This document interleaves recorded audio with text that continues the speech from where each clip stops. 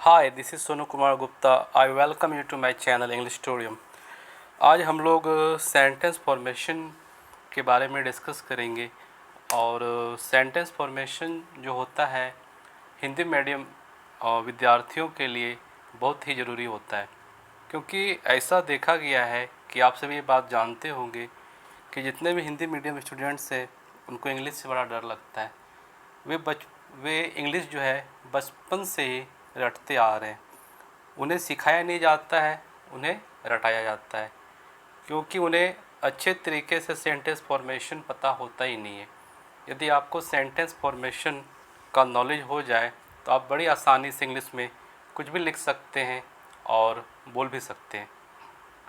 और sentence formation जो है अंग्रेजी का एक महत्वपूर्ण पहलू है।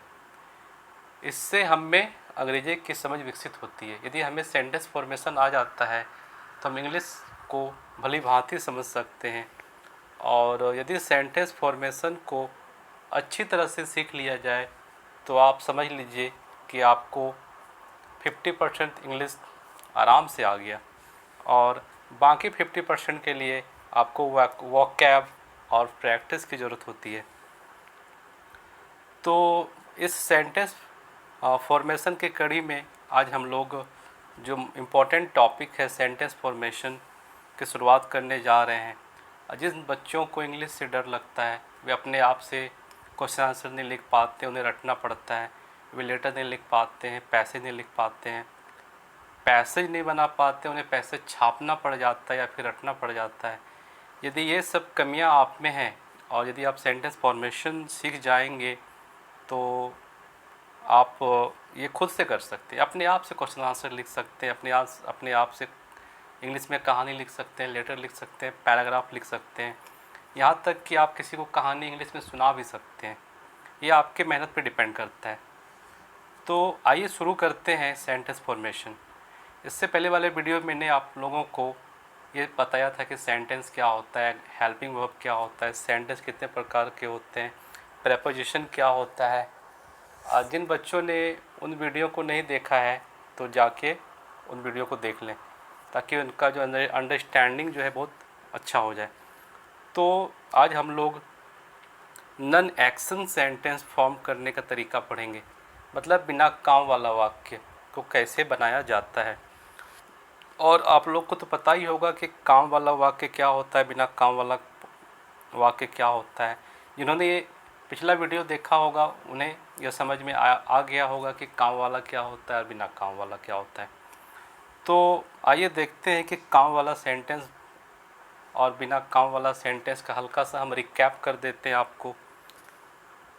तो काम वाला सेंटेंस और बिना काम वाला सेंटेंस पहचानने के लिए वाक्य का अंतिम 2 वर्ड हमारी मदद करती है, ये बात याद रखेंगे। यदि अंतिम 2 वर्ड से किसी काम का बोध हो तो समझिए सेंटेंस काम वाला है, या फिर परिवर्तन का बोध हो तब पर भी सेंटेंस काम वाला है। यदि अंतिम 2 वर्ड से किसी काम का बोध न हो तो वो सेंटेंस बिना काम वाला होता है। और सबसे इम्पोर्टेंट बात है कि कोई भी सेंटेंस हो तो उसकी शुरुआत जो होती है सब्जेक्ट से ही होती है, शुरुआत सब्जेक्ट से ही होती है। और सब्जेक्ट क्या होता है जिसके बारे में हम बात करते हैं वो सब्जेक्ट है ना।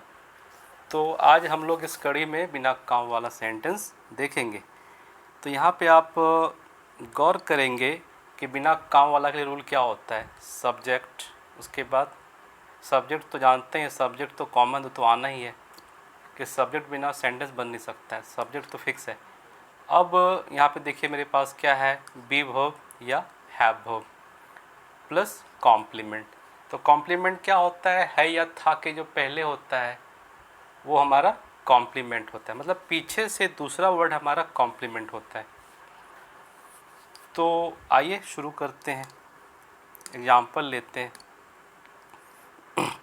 जैसे हम बोलेंगे कि राम करगिल चौक पर है।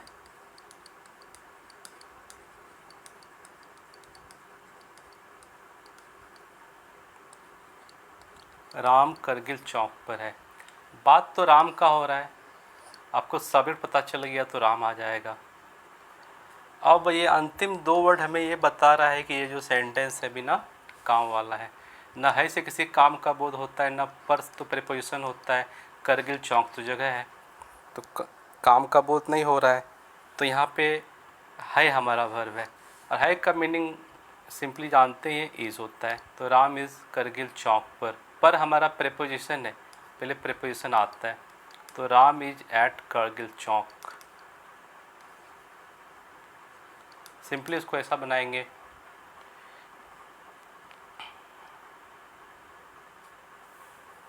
जैसे हमको बोलना हो कि वह मेरे आस पास है,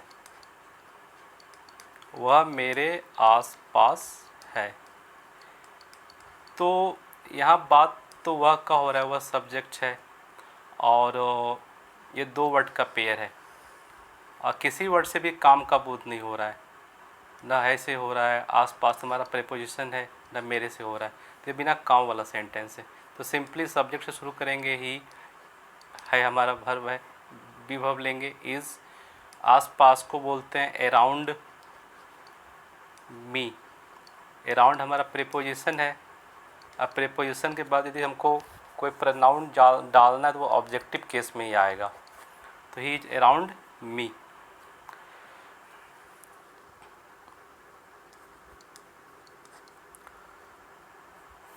वह तेज है,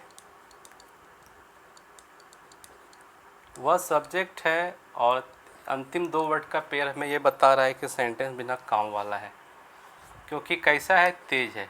तो कल मैंने पिछले वाले वीडियो में आप लोगों को बताया था कि अंतिम दो वर्ड में से यदि एक वर्ड चाहे एडजेक्टिव हो जाए या फिर नाउन हो जाए या फिर प्रोनाउन हो जाए, तो वह सेंटेंस जो होता है वो हमारा बिना काम वाला होता है। न है से किसी काम का बोध हो रहा है, न तेज से किसी काम का बोध हो रहा है, तो दैट मीन्स ये बिना काम वाला सब्जेक्ट है। तो वह का क्या बोलेंगे, ही इज़ इंटेलिजेंट, इंटेलिजेंट। मुझे उम्मीद है कि आपको ये बातें समझ में आ रही होंगी। आगे हम लोग और एग्जाम्पल्स देखते हैं।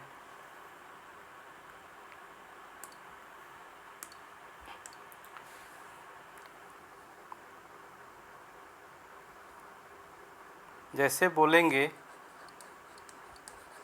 कुर्सी टूटा हुआ है, तो बात तो कुर्सी का हो रहा है, और इस वाक्य में दो वर्ड का पेयर है, टूटा हुआ है। तो यहाँ पे किसी काम का बोध नहीं हो रहा है, भाई कैसा है, तो टूटा हुआ है। तो टूटा हुआ यहाँ पे एडजेक्टिव है, जो वर्ड कैसा बता दे वो एडजेक्टिव होता है। तो आप देख पा रहे हैं कि है से तो किसी काम का बोध नहीं हो रहा है, और दो में से एक वर्ड जो है हमारा एडजेक्टिव है, तो ये बिना काम वाला सेंटेंस है। तो बिना काम वाले सेंटेंस के लिए सब्जेक्ट प्लस बी वर्ब या फिर अधिकार का बोध होता है तो हैव वर्ब लेके चलते हैं, उसके बाद जो वर्ड आता है। तो कुर्सी टूटा हुआ है, ये हमारा सब्जेक्ट हो गया, है हमारा क्या हो गया, बी वर्ब लेना है। ये टूटा हुआ हमारा क्या हो गया, कॉम्प्लीमेंट हो गया। तो बिना काम वाले सेंटेंस के लिए क्या चाहिए, सब्जेक्ट चाहिए, बी वर्ब चाहिए, कॉम्प्लीमेंट चाहिए, या फिर हैव वर्ब चाहिए। तो हैव वर्ब तो फिक्स है कि धारण का बोध होगा, अधिकार का बोध होगा, या फिर हक का बोध होगा, तब जाके हम हैव वर्ब का प्रयोग करते हैं, अन्यथा बिना काम वाले वाक्य में बी वर्ब का प्रयोग होता है। तो जैसे बोलेंगे मैं टेंशन में हूँ, तो हमको क्या बोलना पड़ेगा, आई एम इन टेंशन। और हमेशा जो है सेंटेंस फॉर्मेशन में आप मौखिक सेंटेंस बनाने की कोशिश करेंगे। सभी बच्चों के पास ऑक्सफोर्ड करेंट ट्रांसलेशन तो होगा ही, सेंटेंस निकालेंगे और मौखिक ट्राई करेंगे, तभी जाके आप इंग्लिश सेंटेंस फॉर्मेशन सीख पाएंगे। कॉपी कलम लेके बनाना नहीं है, एक्सरसाइज निकाल लीजिए और सेंटेंस देखिए और बोलते जाइए। जितना अधिक बोलेंगे उतना आपके ज़ुबान पे चढ़ता जाएगा, और धीरे धीरे बोलने का आदत पड़ जाएगा, सेंटेंस सोचते ही आपके मन में इंग्लिश आ जाएगा। जैसे बोलेंगे कि चादर गंदा है, तो सिंपली बोलेंगे द बेडशीट, काम तो नहीं हो रहा है, तो द बेडशीट इज़ डर्टी, है ना, कमरा बड़ा है, यहाँ भी कोई काम नहीं हो रहा है, तो सिंपली हम बी वर्ब से शुरू करेंगे। सब्जेक्ट पर जिसके बारे में बात कर रहे हैं, सब्जेक्ट बट बी वर्ब है का इज़, अब बड़ा का बिग, तो द रूम इज़ बिग। पापा घर पर नहीं है, मान लीजिए बात बोल रहे हैं, तो बात तो पापा का कर रहे हैं, पापा खास होते हैं, माँ बाप ये सब खास होते हैं, तो द लगाना पड़ेगा। द फादर वर्ब लेना है, इज़ नेगेटिव सेंटेंस है तो हेल्पिंग वर्ब के बाद नॉट लगाएंगे। बी वर्ब हमारा हेल्पिंग वर्ब होता है, तो the father is not at home, मतलब पापा घर पर नहीं है। तो इस तरह से जो है हम बिना काम वाले सेंटेंस में बी वर्ब का प्रयोग करते हैं।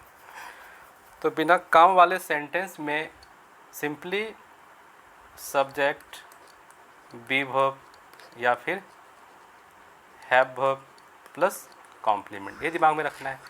और सब्जेक्ट तो जानते ही हैं, जिसके बारे में बात करते हैं वो सब्जेक्ट होता है, और कॉम्प्लीमेंट क्या होता है, जो अंतिम वर्ड के जस्ट पहले आता है वो हमारा कॉम्प्लीमेंट होता है।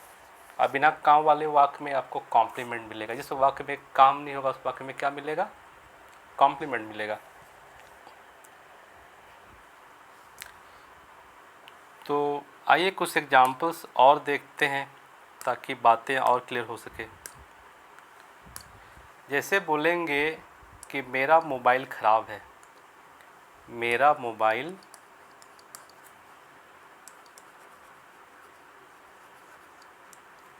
ख़राब है, तो बात किसका कर रहे हैं, आदमी किसके बारे में बात कर रहा है, मेरा मोबाइल के बारे में बात कर रहा है, जिसके बारे में बात कर रहा है वही हमारा सब्जेक्ट है। अब अंतिम दो वर्ड देखिए, है से तो काम का बहुत बोध नहीं हो रहा, कैसा है तो ख़राब है, तो ख़राब वर्ड हमारा एडजेक्टिव होता है। और यदि अंतिम दो वर्ड्स में से एक वर्ड चाहे नाउन हो या फिर प्रोनाउन हो या फिर एडजेक्टिव हो, तो वो सेंटेंस बिना काम वाला होता है। तो मेरा मोबाइल ख़राब है, तो हम बोल सकते हैं माई मोबाइल इज़ ख़राब। क्या बोलेंगे इसको हम, माई मोबाइल इज, ख़राब को बोलते हैं out of order, out of order. या फिर एक और वर्ड मीनिंग होता है broken down, my mobile is broken down. तो इस तरह आप इस सेंटेंस को समझ सकते हैं कि काम वाला सेंटेंस क्या होता है, बिना काम वाला सेंटेंस क्या होता है, कैसे बनाते हैं। तो हम लोग अभी बिना काम वाले को देख रहे हैं, तो सीधा कुछ नहीं करना है, सब्जेक्ट लगाना है या था का मीनिंग लगाना है, उसके बाद उसके जस्ट पहले वर्ड है उसको पुट करना है ना। उसके बाद जो बाहरी चीज़ आएगा तो उसको बाद में देखा जाएगा, लेकिन फ़िलहाल आपको सब्जेक्ट के बाद बी वर्ब या फिर हेल्पिंग वर्ब, उसके बाद कॉम्प्लीमेंट पुट करना है ना। तो जैसे हम बोलेंगे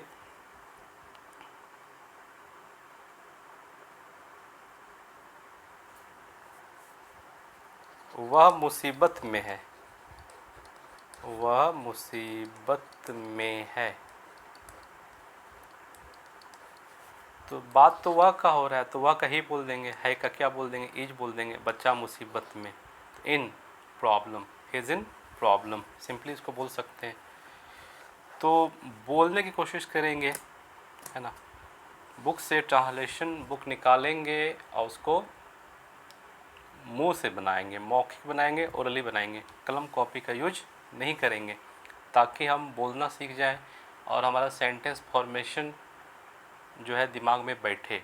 यदि कॉपी में बनाते हैं तो वो ट्रांसलेशन हो जाता है, यदि आप मौखिक बनाते हैं वो सेंटेंस फॉर्मेशन कहलाता है ना, सेंटेंस फॉर्मेशन होता है, क्योंकि वो दिमाग में आपका एक तरह से एक फॉर्म हो जाएगा, वो बहुत लंबे समय तक टिकेगा। और ट्रांसलेशन बनाते बनाते बहुत सारे बच्चे ऐसे होते हैं कि 2 बार 3 बार बना के ख़त्म कर दिया, लेकिन उनसे टेंस के बारे में कुछ पूछिए तो उनसे उसका जवाब नहीं दिया जाता है। तो इस तरह पढ़िए कि दिमाग में चिपक जाए, है ना। ये नहीं कि मतलब बस यूँ ही पढ़ लिए, काम चलाओ ज्ञान से काम चलने वाला नहीं है, राइट। तो अब हम लोग जो है हमने बी वर्ब का यूज देख लिया।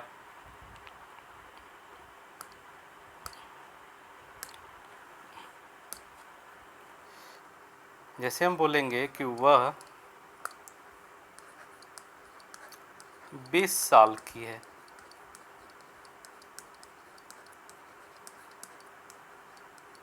बात तो वह का हो रहा है, अब दो वर्ड का पेयर ये है, या तो काम नहीं हो रहा है, तो सिंपली हम सी है का एज 20 को बोलते हैं 20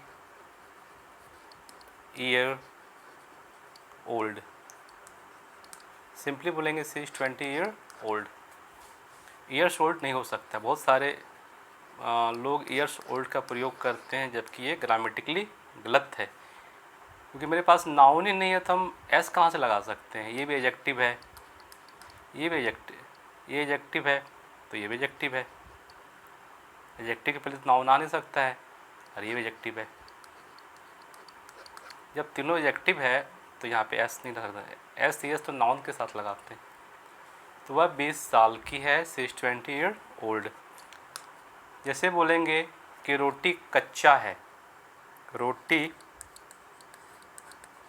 कच्चा है, मतलब अच्छी तरह से नहीं पकता है, बोलते हैं रोटी कच्चा है। तो इसके लिए हम लोग प्रयोग करेंगे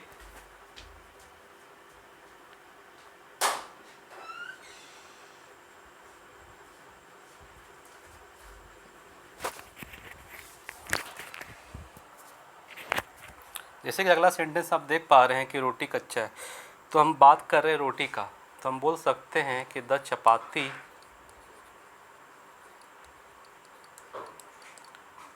यहाँ कोई काम नहीं हो रहा है, इज कच्चा को बोलते हैं अंडर कुकड, मतलब कम पका तो कच्चा रह गया, तो अंडर कुकड।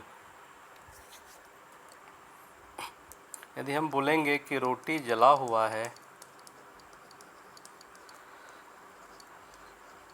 जला हुआ है,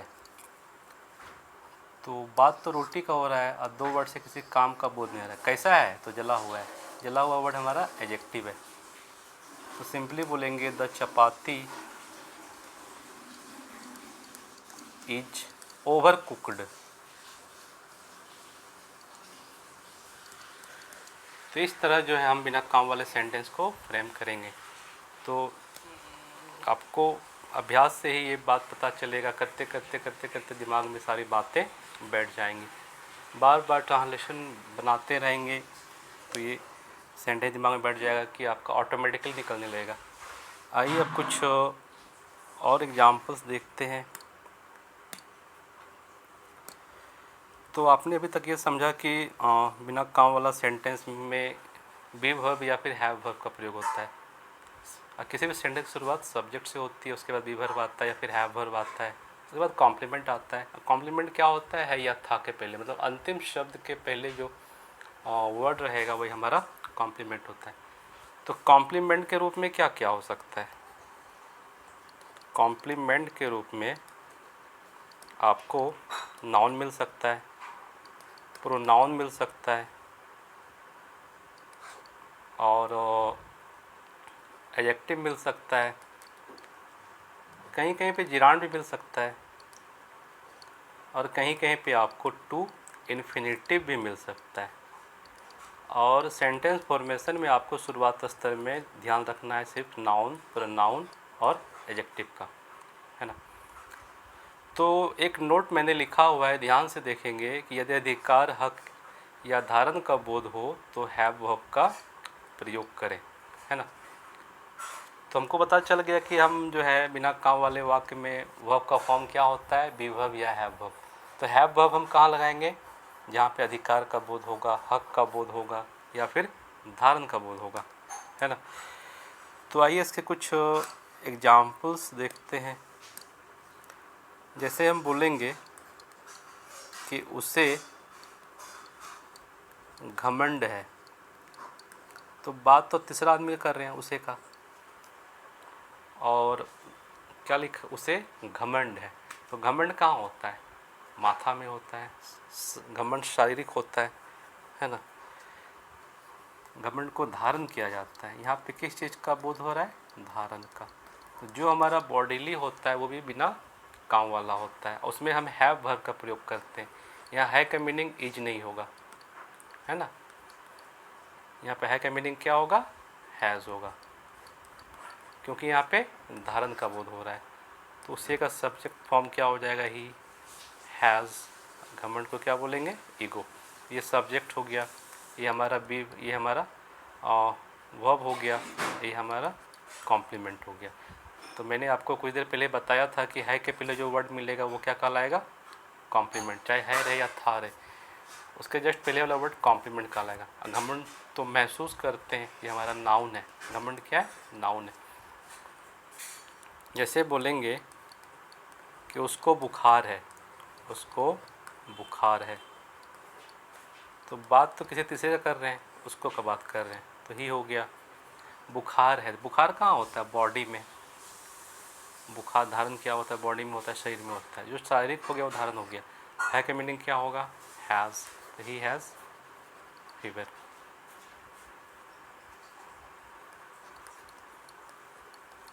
उसको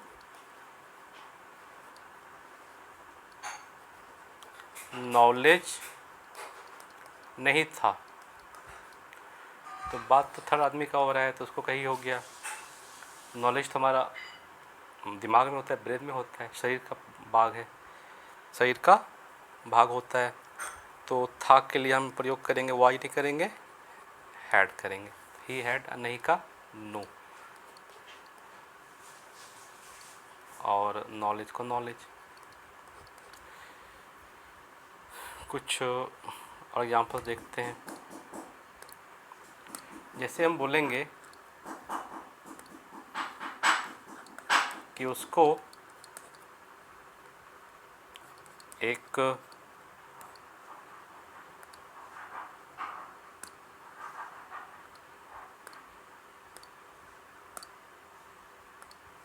यदि हम बोलेंगे कि उसको एक भैंस है, तो बात तो उसको कर रहे हैं, तो सिंपली ही। भैंस पे हक होता है, भैंस पे हक होता है, भैंस का गोबर पे हक होता है, भैंस के दूध पे हक होता है ना। तो उसको एक भैंस है, अधिकार तब उसके पास भैंस है, तो उस अधिकार का बोध हो रहा है। तो ही हैज़ अ भैंस, मतलब अ बफेलो। तो सिंपली हम बोलेंगे ही हैज़ अ बफेलो। तो सिंपली उसको हम यूज कर सकते हैं। जैसे बोलेंगे कि उस लड़के को कोरोना है,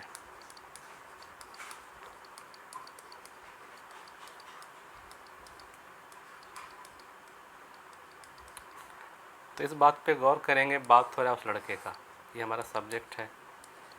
अब हमारा वर्ब है, ये है, और ये हमारा कॉम्प्लीमेंट है। तो हमें चाहिए क्या, सब्जेक्ट वर्ब और कॉम्प्लीमेंट।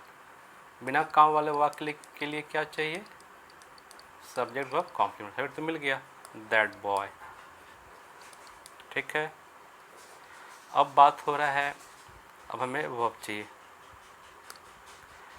तो वर्ब हमारा क्या है का मीनिंग हैज़। तो क्या है, कोरोना। तो सिंपली हमको ये दिमाग में रखना है कि बिना काम वाले वाक्य में सब्जेक्ट वर्ब और कॉम्प्लीमेंट, ठीक है। और बिना काम वाले वाक्य में वर्ब का रूप क्या होगा, या तो बी वर्ब होगा या फिर हैव वर्ब होगा। तो हैव वर्ब का प्रयोग कहाँ करते हैं, जहाँ पे आपको अधिकार का बोध हो, धारण का बोध हो, बॉडीली शारीरिक वाली चीज़ का बोध हो।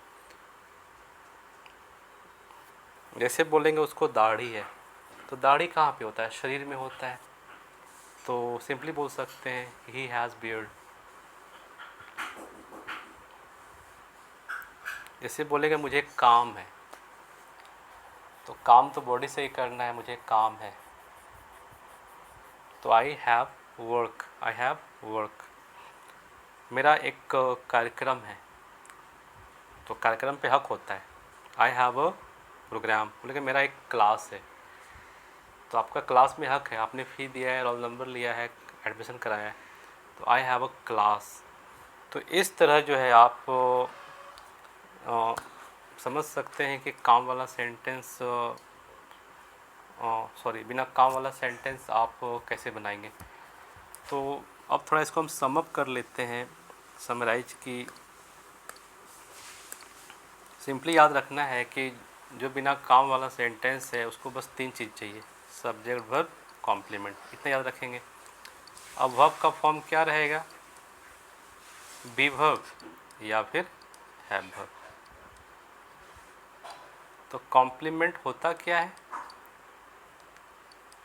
है या था के पहले वाला शब्द, वो हमारा कॉम्प्लीमेंट होता है ना। तो सिंपली यूज करेंगे हैव वर्ब का प्रयोग कहाँ पे करते हैं, जहाँ पे हक या फिर अधिकार या फिर धारण का बोध हो। धारण कैसा होता है, शारीरिक होता है ना।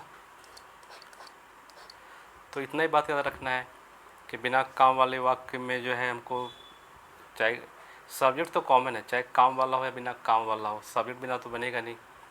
अब जो परिवर्तन लाता है वो वर्ब लाता है। इसमें जो है मेरे पास वर्ब का 2 विकल्प है, बी वर्ब लगा लें या फिर हैव वर्ब लगा लें। तो जहाँ पे हक का बोध होगा, धारण का बोध होगा, तो वहाँ पे हम हैव वर्ब का प्रयोग करते हैं। जैसे हम बोलेंगे कि मेरे पास एक बाइक है, तो बात सब्जेक्ट बात हो रहा है, खुद का बात कर रहे हैं, सब्जेक्टिव रूप आई होगा, तो आई हैव अ बाइक। यदि हमको बोलना हो कि मेरा एक सपना है, तो सपना पे तो हक होता है, तो बात खुद का कर रहे हैं। जब खुद का बात कर रहे हैं, खुद ही सब्जेक्ट है, तो सब्जेक्ट के रूप में आई आएगा, और सपना पे हक होता है। जब हक का बात हो तो है का मीनिंग आई के साथ have, I have a dream. जैसे बोलना हो कि मेरा एक दोस्त है, तो आई हैव अ फ्रेंड। मेरे 2 भाई हैं, तो आई हैव 2 ब्रदर्स। मेरा एक लक्ष्य है, तो लक्ष्य पे हक होता है, तो आई हैव एन एम। तो इस तरह जो है आप बिना काम वाले सेंटेंस को फॉर्म कर सकते हैं। मुझे उम्मीद है कि आपको ये बातें समझ में आ गई होंगी कि बिना काम वाला सेंटेंस कैसे फॉर्म किया जाता है। बस आपको वर्ब फॉर्म याद रखना है कि जो है हैव वर्ब का प्रयोग आप हक या अधिकार या धारण में करेंगे। और जो है इसके आगे जो वीडियो आएगा वो काम वाले के लिए होगा, जिसमें हम आपको बताएंगे कि काम वाला सेंटेंस को कैसे फॉर्म करते हैं, उसका फॉर्मेशन क्या होता है। और यदि आप सभी को यह वीडियो अच्छा लगा हो तो मेरे चैनल को सब्सक्राइब करें, लाइक करें और बेल आइकन को दबा दें, ताकि आपको आने वाले वीडियो का नोटिफिकेशन प्राप्त हो जाए, ताकि आप इंग्लिश सीख जाएं। तो that's all for today, till then good bye.